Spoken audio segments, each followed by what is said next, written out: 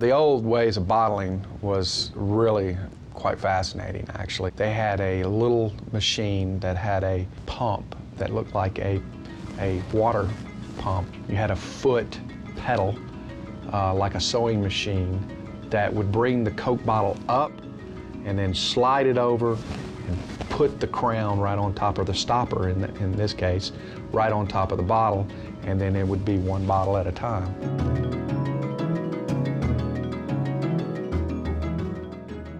Hermann Henry Biedenharn, son of an expert cobbler, left Oldenburg, Germany in his quest to reach America. In 1854, at age 19, he boarded the SS Hermann in Bremen, Germany, for the several-month journey across the Atlantic to the port of New Orleans. With only $2.50 in his pocket, he worked his way upriver, eventually settling in Monroe, Louisiana. There he met Louisa Wilhelmina Lundberg, and they were married on September 27, 1862.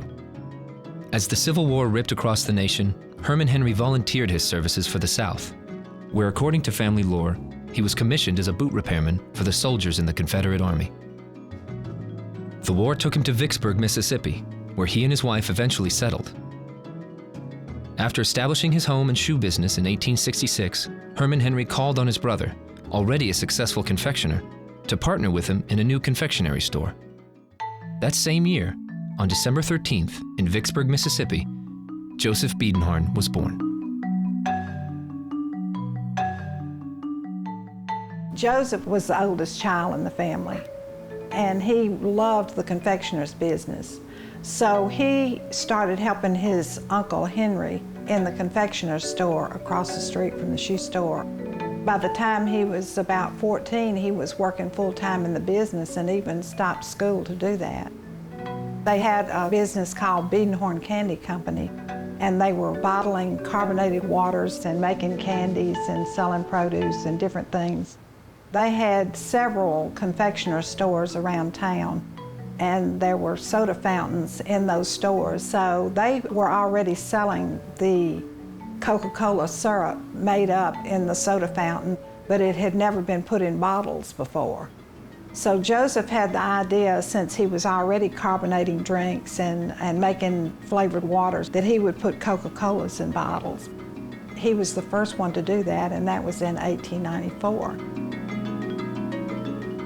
When Joseph first started bottling the Coca-Colas, the place that they worked was in the candy store and the soda fountain on Washington Street.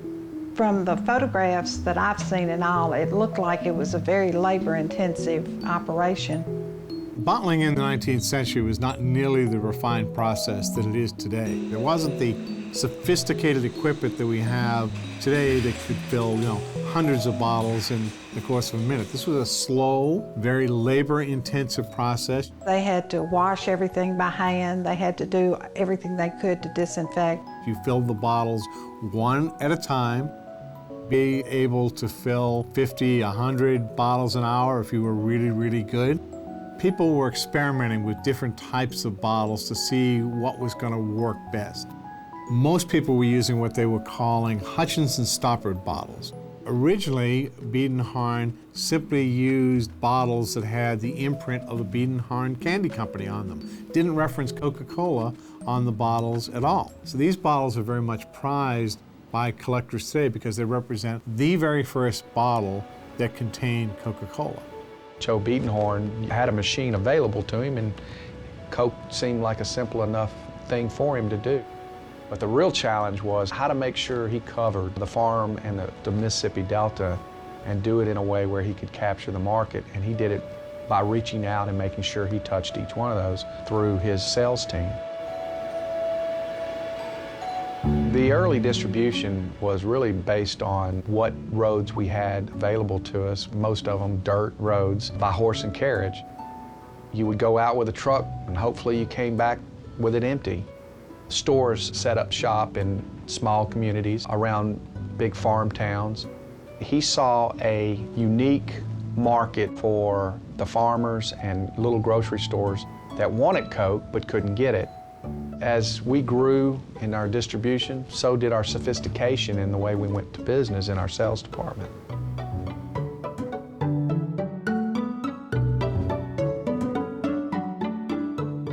was, I think, 7 brothers over there, and they were all over in Vicksburg. He felt like they needed to spread out, and so he came over and bought Monroe. Then some of them began to move here, and they decided they needed to expand it further. And that's when they went out, and Ollie went to Shreveport, Albert went to San Antonio. Then they bought Temple, Uvalde, and that spread them out over into Texas and Louisiana. Then there became a lot of controversy as to who should run the Coca-Cola plant. He looked hard at his sons, and every one of them had a part in the business, but he also looked at his grandson as the man to turn to run the business, to take it to the next level. And grandfather called a meeting and had it up at his house and got everybody around in the dining room. I was sitting there kind of fat, dumb, and happy. And he said, I want him to run the Coca-Cola plant, and pointed at me. Well, that's how it all happened. I was kind of surprised, but that's the way it was. Henry, my grandfather, started working at the company after the war, and really was a milestone because Coke was expanding in the United States at that point in time. So Henry's challenge was to make sure that he got a Coke in every store and it was able to deliver to those new consumers that we had. And then the real expansion started with Hank. Hank Biedenhorn in 1963 was working on a route truck. He worked his way up and then became president of the company in the early 80s. Hank saw a unique opportunity at that point in time to try to unify all the bottling plants locally so that he can expand our distribution, lower our costs, and become a viable player in the bottling industry.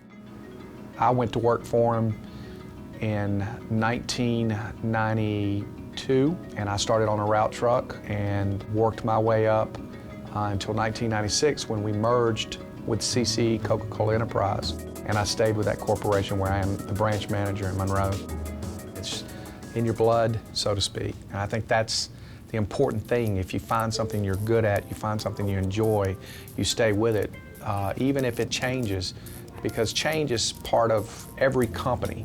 That change has been fun, it's been challenging, but it's also been really necessary. It was one package, one brand, and the change in just the last 5 years have been to energy drinks, full throttle, Dasani, water is now a major seller. So the beverages have changed.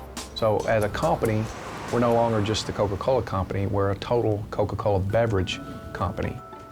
Coca-Cola does not get sold until it's delivered, and that delivery guy has to deliver it at the right place, at the right time, at the right price. And for us to understand the business, we each had to do it as if we were a delivery driver ourselves. So that training became invaluable to running the company and understanding what was important to our business, which is delivering the Cokes.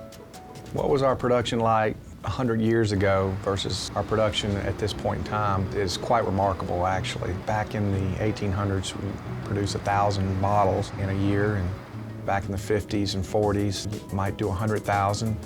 In the 60s and 70s, you might produce 1 million cases. We sell 5 million cases here in Monroe, and we produce around 14 to 15 million cases for about a 5 or 6 state area.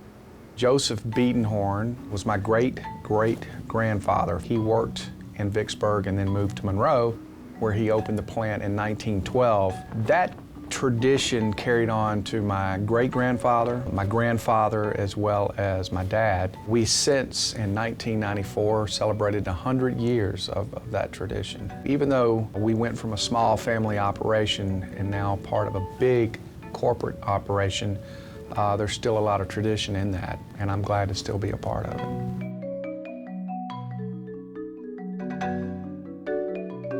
The Biedenhorn family's been a very, very important element in the Coca-Cola story. The reason the Coca-Cola is the successful product that it is today was because of the bottlers that went out and developed the markets. At the end of the day, Coca-Cola is a local product wherever it is delivered. Without that kind of a local network, Coca-Cola never would have succeeded. His thought process was almost a decade ahead of the thought process of everybody else who was in the business at that point in time. The concept of a franchise bottling plant distributing locally is a concept that we use today all around the globe. So if you go to the Far East, you will find local bottlers of Coca-Cola. If you go into markets like India, markets like Russia, they are doing the things today that the Biedenharns were doing decades ago.